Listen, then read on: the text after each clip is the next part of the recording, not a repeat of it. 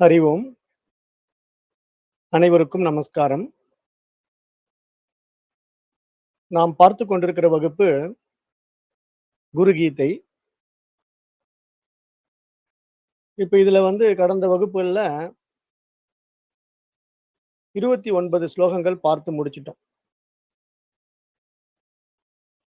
இப்ப அதுல 29வது ஸ்லோகத்துல குருவினுடைய திருவடியினை வணங்கி, அவருடைய பாத கமலங்களை கழுவி, அதனுடைய தீர்த்தத்தை அருந்தி தலையில் தெளித்துக் கொள்ளுகின்ற ஒரு சாதகன், அந்த உயர்ந்த சரணாகதி தத்துவத்திலே தன்னை உணர்கிறான் அப்படிங்கிற ஒரு மிகப்பெரிய உண்மைய சிவபெருமான் சொன்னார்.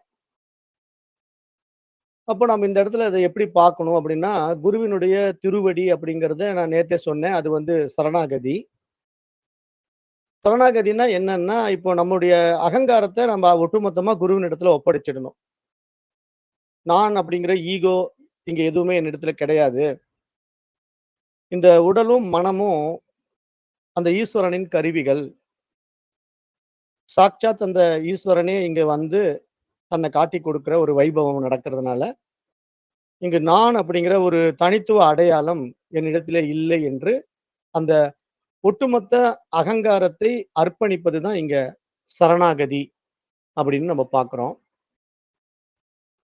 அப்ப அப்படி ஒரு சாதகன் குருவினிடத்திலே தன்னை முழுமையாக சரணடைய வைத்த பிறகு, குரு உபதேசிக்கிறார். சாதகனுக்கு குரு உபதேசிக்கிறார். தத்துவமசி அப்படிங்கிற மகா வாக்கியத்தை மையமாக வைத்து பல உபநிடதங்கள், வேதாந்த சாஸ்திரங்கள் எல்லாம் உபதேசம் பண்ணுவார். அப்ப அந்த ஆத்ம ஞானத்தை பருகுகின்றான் சாதகன் என்று பார்க்கிறோம். அதுதான் உண்மையான குருவினுடைய தீர்த்தம். அவர் கொடுக்கின்ற அந்த ஆத்ம ஞான விஷயங்களை, உபதேசங்களை அந்த சாதகன் பருகுகின்றான். அதுதான் ஆத்ம ஞானத்தை ஏற்றுக்கொண்டு பருகுவது. அந்த மாரி ஆத்ம ஞானத்தை ஏற்றுக்கொண்டு அந்த சாதகன் பருகிய அந்த தீர்த்தமும், அந்த ஆத்ம ஞானத்தினால் அவன் தலையில் தெளித்துக் கொண்ட தீர்த்தம். அது என்ன? புத்தியில் பிரகாசிக்கின்ற அறிவு. இந்த உயர்ந்த விஷயத்த குருவின் மூலமா உள்வாங்கிய சிஷ்யன் தன்னுடைய புத்தியில பிரகாசிக்கத் தொடங்குவான். எது சரி, எது தவறு, எது நல்லது, எது கெட்டது, எது செய்யலாம், எது செய்யக்கூடாது அப்படிங்கிற நித்திய, அநித்திய வஸ்து விவேகத்தை உணர்ந்த சிஷ்யன் தான் உண்மையிலேயே குருவினுடைய ஞான உபதேசத்தை தலையில் தாங்குகின்றான். அதுதான் தலையில் தெளித்துக் கொள்ளக்கூடிய புனிதமான தீர்த்தம். இப்படிதான் நம்ம இந்த வேதாந்த பார்வையில குரு தத்துவத்தை புரிஞ்சுக்கணுமே தவிர, நம்ம புறகுருவ போய் வழிபாடு பண்ணி, அவருடைய கால, பாத அபிஷேகங்கள் எல்லாம் பண்ணி, அந்த தண்ணிய குடிக்கிறதுனால நமக்கு பெரிய மாற்றம் எல்லாம் ஒண்ணும் நடந்துடாது. அது குருவின் மீது இருக்கின்ற ஒரு அன்பு என்று தான் பார்க்கலாம். ஆனா, அதுக்கும் ஞானத்துக்கும் தொடர்பு கிடையாது. அதனால இங்க ஞான குருவ உண்மையாக ஒரு சாதகன் சந்தித்தான் என்றால், அவன் உண்மையிலேயே குருவுக்கு செய்ய வேண்டிய சேவை என்றால், அவருடைய உபதேசங்களை உள்வாங்கி அதன்படி வாழ்வதுதான். மேலும் அந்த குருவினிடத்திலே தன்னை முழுமையாக ஒப்படைப்பதுதான். சரணாகதி செய்வதுதான் இங்க சரியாக இருக்கும் என்று கடந்த ஸ்லோகத்துல பார்த்தோம். அப்ப இந்த இடத்துல குரு பாதோதகம் அப்படின்னா, அந்த தீர்த்தங்களின் பலனை அளிக்கின்ற ஒரு புனிதம் நிகழ்வதாக குரு தத்துவத்திலே காண முடிகிறது.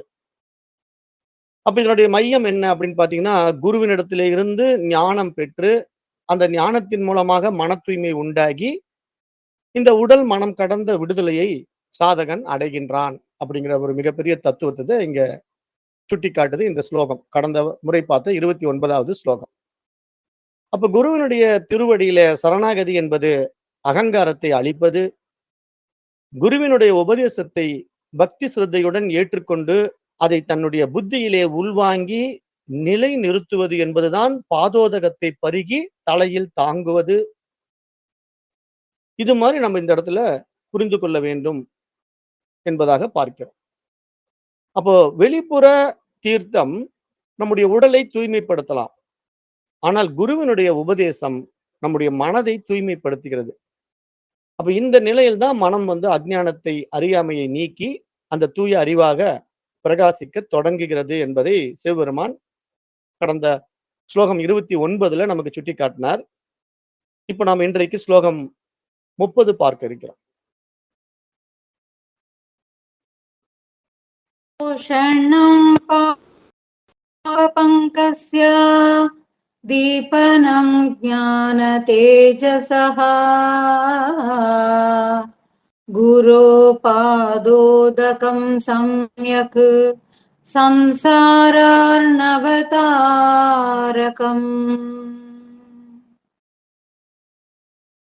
இந்த ஸ்லோகம் என்ன சொல்ல வருது அப்படின்னு பார்த்தீங்கன்னா, இப்ப பாவம் அப்படிங்கிற ஒரு சேற்றை வந்து தாங்கிக் கொண்டிருக்கின்றவர்கள், அவர்களுடைய அழுக்குகளாக அதை உலரச் செய்து, உள்வாங்கி அந்த அடர்த்தியிலே சிக்கிக் கொண்டிருக்கிறார்கள் இல்லையா?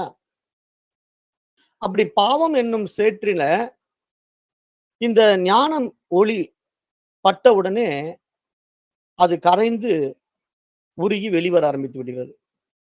அப்ப அந்த ஞான ஒளியை குருவின் மூலமாக உள்வாங்கிய ஒரு சாதகன், அந்த பாதோதகம் என்கின்ற திருவடி தீர்த்தம் இருக்கிறது இல்லையா? அதுதான் சம்சாரம் என்னும் பெருங்கடலை முறையாக கடக்கச் செய்வதாகும். அதுவே குருவின் திருவடி தீர்த்தமாகும் என்று இந்த இடத்துல புரிய வைக்கிறார். அப்போ இந்த இடத்துல வந்து 3 அழகான உருவகங்களை கொடுத்திருக்கிறார். பாப பங்கம் அப்படின்னாலும் சேரு தான். பங்கம் தான் சேருங்கிறது அர்த்தம். அப்ப இங்க மனதில் சேருகின்ற சேரு என்ன மாரி சேரு? வாசனைகள், கர்ம பதிவுகள், அகங்காரம், விருப்பு வெறுப்பு போன்றவை எல்லாமே நம்முடைய மனதில் உண்டாகி இருக்கின்ற அழுக்குகள், அறியாமைகள் என்று புரிந்து கொள்ள வேண்டும். அப்ப இந்த மாதிரி மனதில் ஏற்பட்டிருக்கிற இந்த அழுக்குகள் என்ன பண்ணுதுன்னா, மனச வந்து அப்படியே சேறு மாரி கலங்க வச்சிருக்கு. அதாவது ஒரு சாக்கடை சேறுன்னு சொல்றோம் இல்லையா? சாக்கடைன்னா, அங்க எல்லாமே வந்து சேர்ந்து, எல்லாம் கலந்து ஒரு சேறு மாரி ஆயிருக்கும். அங்க வந்து தூய்மை இருக்காது. வெறும் அழுக்கு தான் அது. அந்த மாரி இங்க மன அழுக்கு வந்து ஒரு மனிதனை இப்படி கண்டபடி வாழ வைத்துக் கொண்டிருக்கு. அப்ப அப்படிப்பட்ட மன அழுக்குகளை நீக்குகின்ற, அதாவது போக்குகின்ற ஒரு தீர்த்தம் தான் இங்க குருவினுடைய உபதேசம். அதுதான் உண்மையிலேயே பாதோதகம். அந்த திருவடி தீர்த்தமாக பார்க்க வேண்டும். அப்ப அதை முழுமையாக சிரவணம் செய்து, இந்த சாதகன் தன் உள் வாங்கி அந்த மனதை தூய்மைப்படுத்திக் கொண்டான் என்றால், அந்த மனம் தூய்மைப்படுவதுனா எப்படி? தலையில இருக்கிற புத்தி பிரகாசிக்கத் தொடங்கியது என்றால், இவ்வளவு நாள் என்ன பண்ணிட்டு இருந்தான்? அஞ்ஞானத்தினால, அறியாமையினால மனம் போன போக்குல போய்க் கொண்டிருந்த ஒரு சாதகன், இந்த மாரி அத்தியாத்ம ஞான சாஸ்திரங்களை உள்வாங்கின உடனே அவனுக்கு புத்தி வந்து பிரகாசிக்கத் தொடங்கும். அழுக்குகள் எல்லாம் கரைஞ்சு வெளியேறத் தொடங்கும். அப்ப இதெல்லாம் செய்யக்கூடாது. இதுதான் சரி, இது நல்லது, கெட்டதுன்னு அவன் புரிந்து கொள்கிறான். நல்ல தெளிவு வர்றான். அந்த தெளிவு தான் அவனுக்கு புத்தி பிரகாசம் என்று பார்க்கிறோம். அந்த நிலை வந்து என்ன பண்ணிடுது அவன? சம்சார பெருங்கடலை கடக்க வைத்து விடுகிறது. அதாவது பிறப்பு, இறப்பு என்ற அந்த கடலிலிருந்து அவன் கடந்து விடுகின்றான். அப்படிங்கிற மாரி புரிய வைக்கிறாங்க. இந்த ஸ்லோகத்தின் மூலமா சொல்றாரு. ஞான தேஜஸ் அப்படிங்கிற ஒரு வார்த்தையை சொல்றாரு. ஞான ஒளியினாலே அப்படிங்கிறத இங்க புரிய வைக்கிறார். அப்போ குரு என்ன பண்றார்ன்னா, நமக்கு ஏற்றி வைத்துக் கொண்ட அழுக்குகளை மட்டும் தான் நீக்குறார். நம்ம அறியாமையினால பல தவறான விஷயங்கள புரிஞ்சுகிட்டு, பல தவறான சாஸ்திரங்கள எடுத்துக்கிட்டு, அப்புறம் மனம் போன போக்குல வாழ்ந்துகிட்டு போயிட்டு இருந்தோம். அத வந்து இவரு என்ன சொல்றாருன்னா, இந்த மாரி முறைப்படுத்தி வாழணும். தேவையற்ற விசை சுகங்களை விட்டுடணும். மனதிற்கான புரிதலை இப்படி மேம்படுத்தணும். மனதினுடைய அழுக்குகள் இதெல்லாம் உன்னை இப்படி வந்து மாட்ட வச்சிருக்கு. அப்ப அந்த அழுக்குகள் எல்லாம் இப்படி கழுவி சுத்தப்படுத்திக்கோ. அதுக்கு ஞான உபதேசத்த நான் குடுக்குறேன் அப்படின்னு சொல்லி, அத்வைத வேதாந்த ஞானங்களை எடுத்து உள்ள குடுக்க, குடுக்க அந்த சாதகன் என்ன பண்றான்? அந்த உபதேச தீர்த்தத்தாலே அந்த உபதேச தீர்த்தத்தாலே தன்னுடைய மனதை கழுவுறான். அப்படிதான் நீங்க இந்த குருவினுடைய பாதோத்தகம் பார்க்கணும். நம்ம வெளி பாத பூஜை பண்ணிட்டு, எப்பவும் போல வாழ்ந்துட்டு இருக்கிறதல்ல வாழ்க்கை. ஏன்னா நெறைய பேர் அதான் பண்றாங்க. நெறைய பேர் என்ன பண்றாங்கன்னா, குருவ பார்த்த உடனே குருவுக்கு பாத பூஜை பண்ணிட்டு, அவருடைய ஆசீர்வாதத்த வாங்கிட்டு, மீண்டும் நம்ம பழைய வாழ்க்கை அப்படியே வாழ்வோம். அதுவே போதும். அப்படின்னு நெனச்சுக்கிட்டு, அந்த மாரி வாழக்கூடாது. பாத பூஜை பண்றதுனால உனக்கு என்ன கிடைச்சதப்பான்னு கேட்டா, ஒண்ணும் கிடைக்கல. வெறும் தண்ணிய வாங்கி குடிச்சிட்டு, தலையில தெளிச்சுக்கிட்டு போறதுனால என்ன புண்ணியம் வரப்போது? இப்ப கங்கையில கூட தான் அப்படி நெறைய பேர் போய் குளிச்சுட்டு வராங்க. என்ன புண்ணியம் வந்துரும்?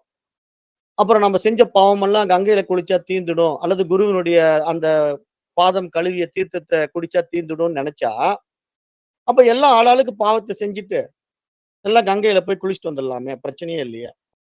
பண்ணாத பாவமெல்லாம் பண்ணிட்டு, இப்ப எப்படி இந்த கிறிஸ்டியானிட்டில வந்து பாவ மன்னிப்புன்னு ஒரு சிஸ்டம் இருக்கு. நீங்க எல்லாம் பண்ணாத பாவமெல்லாம் பண்ணிடுங்க. ஆனா சண்டே மட்டும் நீங்க கண்டிப்பா லீவ் எடுத்துக்கிட்டு, இங்க வந்துருங்க சர்ச்சுக்கு. சர்ச்சுல பாதிரியார் என்ன பண்ணுவாருன்னா, பாவ மன்னிப்பு குடுக்குறேன்பாரு. அப்ப இவன் என்ன பண்ணுவான், அந்த வாரம் பூரா பண்ணாத பாவமெல்லாம் பண்ணுவான். பண்ணிட்டு, அந்த சண்டே அன்னைக்கு மட்டும் போவான். போயி நான் இந்த மாரி பாவம் செஞ்சேன் அப்படிம்பான். உடனே உனக்கு இன்று முதல் பாவ மன்னிப்பு அளிக்கப்படுகிறதுன்னு அவரு ஒரு தீர்த்தத்த தெளிச்சு, ஒரு உபதேசத்த குடுத்த உடனே, அந்த பாதிரியாருடைய பார்வை பட்டதுனாலும், தீர்த்தம் பட்டதுனாலும் அவன் புனிதமாயிட்டானா? அப்படின்னா இதெல்லாம் ஒரு மூடத்தனமான விஷயம். அது மாரி தான் இங்க நம்முடைய சம்பிரதாயங்கள்லயும் நெறைய மூடத்தனமான விஷயங்கள உண்டாக்கி வச்சிருக்கிறோம். அப்ப ஒவ்வொருத்தரும் பண்ணாத அக்கிரமம்லாம் பண்ணிட்டு போய் கங்கையில குளிச்சுட்டு வந்தா, அது புண்ணியம் ஆயிடுமான்னா, அப்படியெல்லாம் ஆகாது. இங்க உடல் தூய்மை நீரால் அமைவது போல, உள்ள தூய்மை வாய்மையால் அடைய வேண்டும் என்று சொல்றாங்க. அந்த வாய்மை என்பது என்ன? உண்மைங்கிற சத்தியத்த காட்டிக் குடுக்குறாங்க. அந்த உண்மைங்கிற சத்தியம் வந்து இருப்பு, இறைவன் என்று பொருள்பட சொல்லப்படுது. அதாவது சத்தியமேவ ஜெயத்தே. அந்த இறைவன் மாத்திரம் தான் இங்கு வெற்றியாளனாக இருக்கிறான். எல்லாம் அறிந்தவனாக இருக்கிறான் என்று சாஸ்திரம் சொல்லுது. அப்ப அப்படி புரிந்து கொண்டு இங்க குருவினுடைய உபதேச தீர்த்தத்தை பருகியவன் அந்த ஞான வெளிச்சத்தை அடைகிறான். புத்தியில் பிரகாசிக்க வைக்கிறான். அப்படிங்கிற அடிப்படை உண்மையை இந்த ஸ்லோகம் புரிய வைக்குது. சம்சாரனா அவதாரகம். அதாவது சம்சாரம் என்ற பெருங்கடல். அர்ணவதாரகம் அப்படின்னா, அந்த பெருங்கடலை கடத்திச் செல்லக்கூடியவன். அவன் தான் குரு. குரு என்ன பண்றான்? அந்த சம்சாரம் என்கின்ற சாகரத்தை கடக்க வைக்கின்றான். சாதகனை தடுமாறிக் கொண்டிருக்கின்ற சாதகனை ஒரு படகுல வந்து அழைத்துக் கொண்டு போய் கரை சேர்க்கிறான். சாஸ்திரம் என்ற படகை கொண்டு வந்து அதில் அழைத்துச் செல்கிறான். அப்படிங்கிற அடிப்படை உண்மையை இங்க இந்த இடத்துல கீதையில சிவபெருமான் சுட்டிக்காட்டுகிறார். அதுதான் பவ சிந்தோகோ சம்சார கடல் அப்படிங்கிற வார்த்தையும் சுட்டிக்காட்டுறார். அதனால இங்க நம்ம நல்லா புரிஞ்சுக்கணும். பாதோதகம் அப்படிங்கிற அந்த தீர்த்தமானது ஏதோ வெளிய இருக்கிற புறநீர் அல்ல. அவருடைய பாதங்களை கழுவி குடிக்கின்ற தீர்த்தம் அல்ல. மன அழுக்குகளை போக்குகின்ற குருவின் உபதேசம் தான் உண்மையான தீர்த்தம். அப்படிங்கிற அத்வைத பார்வையில நாம் இதை புரிந்து கொள்ள வேண்டும் என்று இந்த ஸ்லோகத்தை பார்க்கிறோம். இதனுடைய தொடர்ச்சியாக அடுத்த ஸ்லோகம் 31 பார்த்துக்கலாம். अज्ञानमूलहरणम् जन्म कर्म निवारकम् ज्ञान विज्ञान सिद्ध्यर्थम् गुरुपादोदकम् पिबेत् अज्ञानमूलहरणम् जन्म कर्म निवारकम् ज्ञान विज्ञान सिद्ध्यर्थम् गुरुपादोदकम् पिबेत्. இப்ப இந்த 31வது ஸ்லோகம் எப்படி இப்ப நம்ம 30வது ஸ்லோகத்தை பார்க்கும்போது என்ன சொன்னாரு?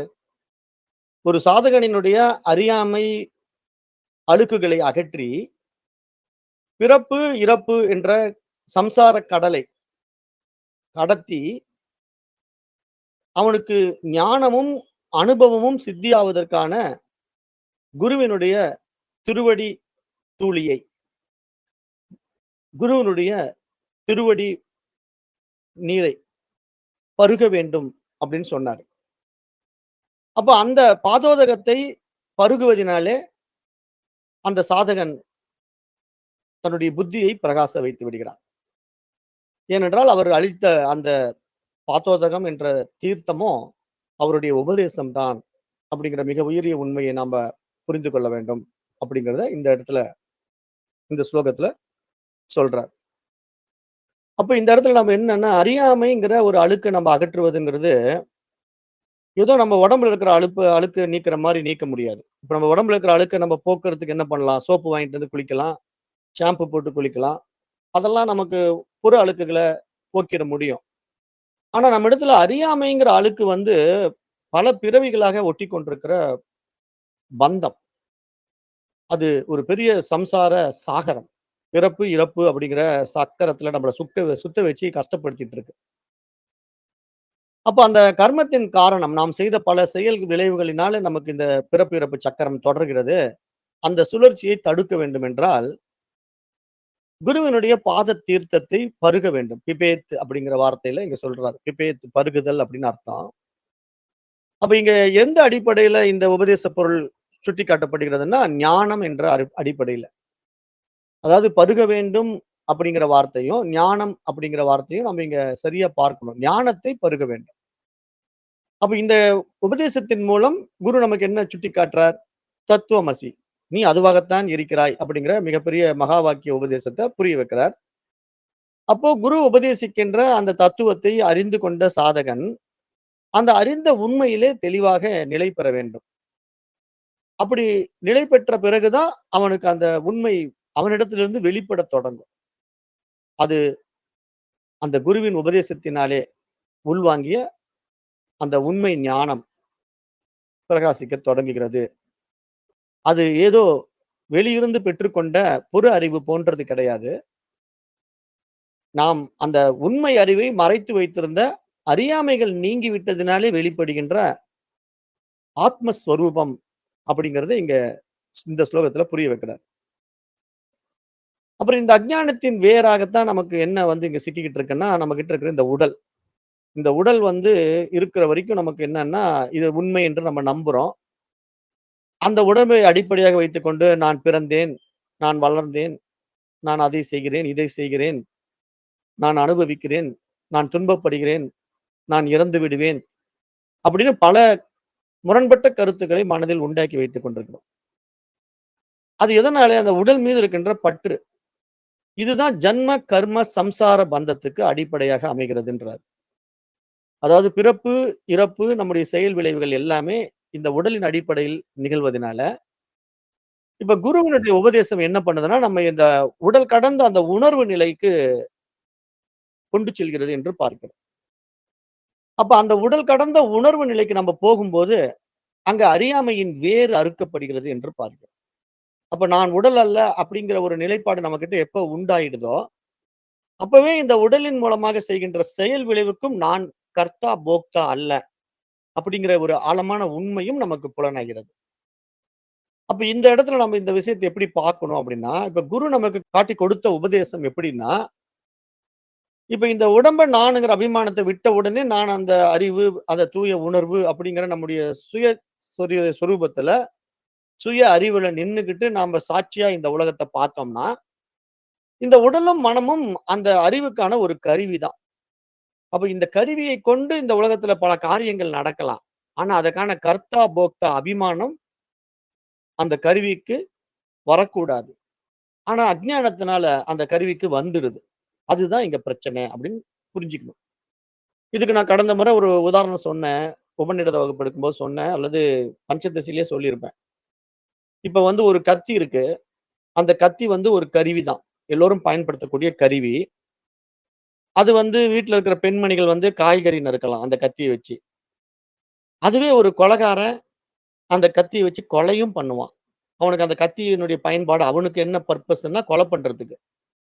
பெண்களுக்கு அந்த கத்தியினுடைய பர்ப்பஸ் என்ன அப்படின்னா, காய்கறி நறுக்கி வீட்ல சமையல் செய்றதுக்கு. ஒரு மருத்துவனுக்கு அதே கத்தி அந்த நோயாளியினுடைய உடலை அறுத்து அவனை ஆரோக்கியமாக மேம்படுத்துவதற்கு. அப்ப இது மாரி 3 தன்மையில அந்த கத்தி மாறி, மாறி வேலை செய்யுது இல்லையா? வேலை செய்யும்போது இப்ப இந்த கத்தி வந்து காய்கறி நறுக்கிறதுனால 4 பேருக்கு பசி ஆத்துச்சு. ஒரு நோயாளியினுடைய உடல அறுத்து ஆப்பரேஷன் பண்ணதுனால அவனுக்கு வாழ்க்கைய குடுத்துச்சு. ஆனா குற்றவாளி ஒருத்தன் கொலைகாரன் கிட்ட போய் அந்த கத்தி மாட்டுன உடனே கொலை பண்ணி ஒருத்தனுடைய வாழ்க்கைய முடிச்சு கட்டிச்சு. அப்ப இந்த கத்தி பாருங்களேன் 3 விதமா செயல்படுது. ஆனா இந்த செயல் விளைவுகள் வந்து கத்திக்கு சம்பந்தம் இருக்கா? இப்போ அந்த கத்தி சொல்லுமா? நான் இந்த மாரி கொலை பண்ணிட்டேன். இது எனக்கு சம்பந்தப்பட்ட பாவம். நான் இவங்களுக்கெல்லாம் காய்கறி நறுக்கி குடுத்து 4 பேருக்கு சோறு போட்டேன். இது நான் செஞ்ச புண்ணியம். அந்த மருத்துவர் மூலமா நான் போய் ஆப்பரேஷன் பண்ணி அந்த உடம்ப காப்பாத்தி குடுத்துட்டேன். அதுவும் நான் செஞ்ச மிக மிக புண்ணியம். அப்படின்னு இந்த கத்தி பெருமை கொண்டாடுமான்னா, கொண்டாடாது. ஏன்னா, அது ஒரு ஜடப்பொருள். அதனிடத்துல இது உயர்ந்தது, இது தாழ்ந்தது, இது நல்லது, இது கெட்டதுன்னு எதுவுமே தெரியாது. ஆனா இங்க நம்ம மனிதர்கள் என்ன பண்றோம்னா, அந்த ஆத்மாவினுடைய கருவி, அந்த ஈஸ்வரனுடைய கருவி என்று நம்ம புரிந்து கொண்ட பிறகு, இப்ப கத்தி வந்து எடுப்பார் கைப்பிள்ளை மாரி என்ன காரியத்துக்கு வேணா செயல்படும். இப்ப ஒருத்தன் குற்றவாளி கையில போய் அந்த கத்தி கிடைச்சா கொலை பண்ணும். வீட்ல பெண்மணிகள் கையில கிடைச்சா சமையல் பண்ணும். ஒரு மருத்துவர் கையில கிடைச்சா ஆப்பரேஷன் பண்ணும். அது கத்தியினுடைய பொது உடைமை. ஆனா இங்க நமக்கு அது மாரி பகுத்தறிவு வந்ததுனால, இப்ப நாம ஈஸ்வரனுடைய கருவிங்கிறதுனால, நம்மை வைத்து அவன் ஏதோ காரியம் செய்ய விரும்புகிறான்ங்கும்போது, இப்ப நம்மிடத்துல இருக்கிற பகுத்தறிவ வச்சு நம்ம நல்ல காரியங்களை இந்த சமுதாயத்துக்கு செய்யணும். இப்ப கத்திய வச்சு காய்கறி நறுக்கலாம், ஆப்பரேஷன் பண்ணலாம். கொலை பண்றது குற்றமாயிடும். குற்றமாகும்போது அந்த குற்றவாளி தண்டிக்கப்படுறான் இல்லையா? அப்ப அது மாரி அந்த குற்றவாளி தண்டனை அனுபவிக்கிறான். ஏன்னா, அவன் கத்திய வச்சு கொலை பண்ணிட்டதுனால. அது மாரி நாம அஞ்ஞானத்தினால இந்த உடம்பையும், மனசையும் வச்சு தப்பு பண்ணிட்டா, தண்டனைய அனுபவிக்கணும்.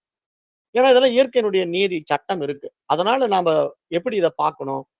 இந்த உடலும், மனமும் ஈஸ்வரனின் கருவி. அவன் இதை வைத்து இந்த உலகத்துக்கு ஏதோ உபகாரம் செய்ய விரும்புகிறான்.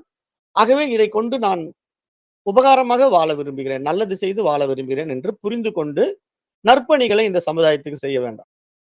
அப்பொழுதுதான் கத்தியினுடைய பயன்பாடு 4 பேருக்கு நல்லது அடையிற மாரி, நம்முடைய இந்த உடம்பு 4 பேருக்கு நல்லதுக்கு பயன்படும். இதனால சாதக பாதகங்கள் நமக்கு இல்ல. ஈஸ்வரன் அதுக்கான வெகுமதியை கொடுப்பான். அப்படின்னு நம்ம பார்க்கணும். ஏன்னா, அவன் உபயோகப்படுத்துற பொருள் தானே இது. அப்ப அவன் என்ன பண்றான்? இது இந்த நல்ல பர்ப்பஸ்க்கு பயன்பட்டுச்சு அப்படிங்கிறதுக்கான சில அடிப்படை விஷயங்களாக நம்ம என்ன பண்றான்? ஞானத்த குடுத்து விடுவிச்சுக்கிறான். அப்ப இதுதான் இங்க நமக்கு கிஃப்ட். நம்ம இந்த மாரி நல்ல காரியங்கள் பண்றது, உலகத்துக்கு உபகாரமா வாழ்றது, நான் கர்த்தா, நான் போக்தா என்ற அபிமானத்தை விட்டு விடுவது, இதெல்லாம் நம்மிடத்துல இருக்கிற பந்தம். இதையெல்லாம் நீக்கிடணும். ஏன்னா, இதெல்லாம் கர்மத்தின் அடிப்படையிலே மனம் தவறாக ஏற்றி வைத்துக் கொண்டிருக்கின்ற விவகாரங்கள் அப்படிங்கிறத இங்க சுட்டிக்காட்டுறார். இத வந்து அத்வைத வேதாந்தத்திலே முண்டக உபநிடதத்துல ஒரு அருமையான ஸ்லோகம் இருக்குது. அது எப்படி சொல்லுதுன்னா, "வித்யதே ஹிருதய கிரந்திஹி சித்யந்தே சர்வ சம்சயாஹ க்ஷீயந்தே சாஸ்ய கர்மாணி தஸ்மின் திருஷ்டே பராவரே" அப்படின்னு ஒரு ஸ்லோகம் இருக்கு. இது வந்து முண்டக உபநிடதத்துல வரக்கூடிய ஒரு அருமையான ஸ்லோகம். இது என்ன சொல்லுதுன்னா, இப்ப இது மாதிரி ஒரு உயரிய பரமார்த்த உண்மை உணர்ந்து கொண்ட சாதகன், அவனுடைய இதய முடிச்சுக்கள் அவிழ்கிறது என்று சொல்கிறார். அதாவது ஹிருதய கிரந்திகி. ஹிருதய கிரந்திகன்னா அஞ்ஞானம் என்ற நெறைய அறியாமை முடிச்சுக்கள நம்ம உருவாக்கி வச்சிருக்கோம் மனசுல, புத்தியில. இங்க ஹிருதயம்னா நம்முடைய புத்தி. அப்ப புத்தியில தவறான புரிதல், குறுக்கு புத்தி, அப்புறம் இன்னொருத்தர எப்படி அழிச்சு நாம எப்படி முன்னேறுறது, அப்படி கெட்ட புத்தி, இந்த மாரி நெறைய புத்தியிலேயே பல தன்மைகள் இருக்கு. அப்ப அது எதனால? அந்த விஷயங்கள இப்படி மாத்தி புரிஞ்சு வச்சுட்டு இருக்கு புத்தி. அவன அழிச்சு தான் நான் வாழணும். எல்லாருமே மோசம். அப்படி இப்படின்னு தவறான புரிதல். அந்த அடிப்படையில அது விவகாரத்துல ஈடுபட்டுக்கிட்டே இருக்கும். பார்க்கிறவனெல்லாம் கெட்டவனா பார்க்கும். எவனுமே சரியில்லைங்கும். இதெல்லாம் அந்த அஞ்ஞானத்தின் விளைவு. இந்த மாரி விளைவாக உருவாக்கப்பட்ட புத்தியினுடைய முடிச்சுக்கள் அவிழ்கிறது. ஏன்னா, இந்த மாரி ஞானம் உள்ள போன உடனே, நாம தவறா புரிஞ்சுகிட்டு இருக்கோம். இங்க நாம எங்க செய்றோம்? அந்த நியதிக்குள்ள எல்லாம் அழகா இயங்கிட்டு இருக்கு. ஈஸ்வர நியதிக்குள்ள இதுல இந்த வேலை இது செய்து, அந்த வேலைய அது செய்து, அப்ப அத நான் செய்கிறேன்னு அபிமானிப்பதற்கு நமக்கு என்ன அதிகாரம் இருக்கு? ஆகவே இது எல்லாம் அதனுடைய நிகழ்வுல அழகா நடக்குது. அவரவர் வினைப்படி அவரவர்களுடைய அனுபவங்களும் உண்டாக்கப்படுகிறது. அப்படின்னு புரிந்த பிறகு அவனுக்கு தானாவே புத்தி பிரகாசிக்க தொடங்குற நிலையில, அவனுடைய ஹிருதய கிரந்தி முடிச்சுக்கள் அவிழ்க்கப்படுகிறது. சித்யந்தே சர்வ சம்சயாக. அவனுடைய உள்ளத்தில் இருக்கின்ற எல்லா சந்தேகங்களும் நீங்கி விடுகின்றன. க்ஷீயந்தே சாஸ்ய கர்மாணி. அவனுடைய அனைத்து கர்மங்களும் க்ஷயமடைகின்றன, அழிந்து விடுகின்றன. அப்படிங்கிற ஒரு அருமையான விஷயத்த முண்டகம் எழுத சொல்ற மாரி, இங்க இந்த ஸ்லோகத்துல நமக்கு சுட்டிக்காட்டுறார். இதே விஷயத்த வந்து கட உபநிடதம் ஒரு அருமையான விஷயமா சொல்லும். அதுவும் இந்த இடத்துல உங்களுக்கு ஞாபகப்படுத்துறேன். யதா சர்வே பிரமுச்யந்தே காமா ஏ அஸ்ய ஹிருதி ஸ்ரிதாக அத மர்த்யோ அம்ருதோ பவத்யத்ர பிரம்ம சமனுஸ்னுதே. அதாவது இந்த இடம் என்ன சொல்லுதுன்னா, இதயத்திலே தாங்கி இருக்கின்ற அனைத்து ஆசைகளும் முற்றிலுமாக நீங்கிய போது, இந்த உடலிலேயே மனிதன் அமரத்துவத்தை அடைகிறான். இங்கேயே அவன் பிரம்மத்தை அனுபவிக்கின்றான் அப்படிங்கிற ஒரு அருமையான விஷயம் இங்க சுட்டிக்காட்டுது கடோபனிடம். அப்ப இந்த இடத்துல நம்ம என்ன புரிஞ்சுக்கணும்னா, இந்த மாதிரி குருவினுடைய பாதோத்தகம் அப்படிங்கிற உபதேச தீர்த்தத்தை உள்வாங்கி அறிந்து கொண்டவன், அதை தன்னுடைய தலையிலே தெளித்துக் கொண்டு பிரகாசிக்க வைத்தவன், அந்த ஞானம் என்ற வெளிச்சத்திலே பந்த நிவர்த்தியை உருவாக்கிக் கொள்கிறான். தேவையற்ற விசேஷ சுகங்களிலே கட்டுப்படுவதிலிருந்து கட்டுக்களை அவிழ்த்துக் கொள்கிறான். அதன் வாயிலாக அமரத்துவம் என்ற பிறவா பெருநிலையை அடைந்து விடுகின்றான் என்று இங்க கடோபனிடம் சுட்டிக்காட்டுது. அப்ப இங்கதான் இந்த நம்ம இடத்துல இதை புரிஞ்சுக்கணும். ஏன்னா அனித்தியமான இந்த உலகப் பொருட்கள் அஞ்ஞானத்தினால உண்மை என்பது போல மனம் பற்றி கொண்டிருக்கு. ஆனா நாம இந்த அத்தியாத்ம ஞானத்துக்குள்ள விவேகத்தால விசாரித்து பார்த்து சத்தியம் எது, நித்தியம் எது என்று விசாரித்து விவேகத்தினால புரிந்து கொண்ட உடனே நமக்கு எல்லாம் புரிய வந்துருது. இங்க இந்த உடலும் மனமும் அந்த ஒரே தூய அறிவினிடத்தில் இருக்கின்ற கருவிகள் மாத்திரமே. ஆகவே அது அதனுடைய காரியத்தை அது அது கொடுக்கப்பட்ட கடமையின்படி செய்கிறது. அது அப்படியே செய்யட்டும். ஆனால் அது நான் அல்ல. இந்த உடல் நான் அல்ல. இந்த மனம் நான் அல்ல என்று நாம் அதிலிருந்து விலகி நின்று விவேகத்தால இதை வேடிக்கை பார்க்கின்ற ஒரு புத்திசாலித்தனம், அறிவு ஒளி பிரகாசம். இதுதான் குருவின் மூலமாக கிடைக்கின்ற பாதோத்தகம். பாத சேவை, சித்த சுத்தி, அதன் மூலமாக உண்டாக்கப்பட்ட ஞான ஒளி, அதன் வாயிலாக அஞ்ஞான நிவர்த்தி, இறுதியில் சம்சார நிவர்த்தி. அதாவது பிறப்பு, இறப்பு என்ற சக்கரத்திலிருந்து விடுபடுகின்றோம் என்ற அருமையான விஷயத்தை இந்த 31வது ஸ்லோகம் சுட்டிக்காட்டுது. அதாவது குருவினுடைய பாதோதக்கம் என்பது பக்தி நிலையிலே பார்ப்பதற்கு புனித தீர்த்தமாக நாம் தெரிந்து கொண்டிருக்கிறோம்.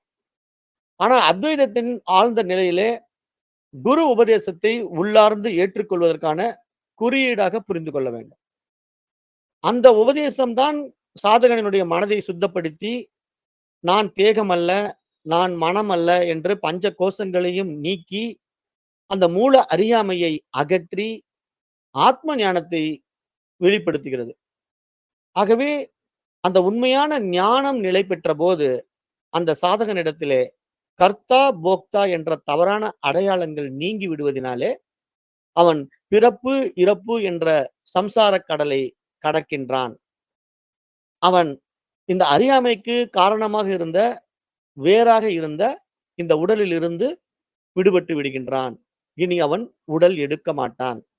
என்றென்றும் அழியாத அந்த தூய அறிவாக எப்போதும் பிரகாசித்துக் கொண்டிருக்கின்றான். அவன்தான் நான், நானே அவன். அப்படின்னு இங்க சிவபெருமான் இந்த 31வது ஸ்லோகத்துல புரிய வைக்கிறார். இந்த இடத்துல நாம இந்த வகுப்பை நிறைவு செய்வோம். நாளை வகுப்புல 32 தொடரலாம். நேரம் கருதி வகுப்பை நிறைவு செய்கின்றேன். நன்றி. ஓம் தத் சத்.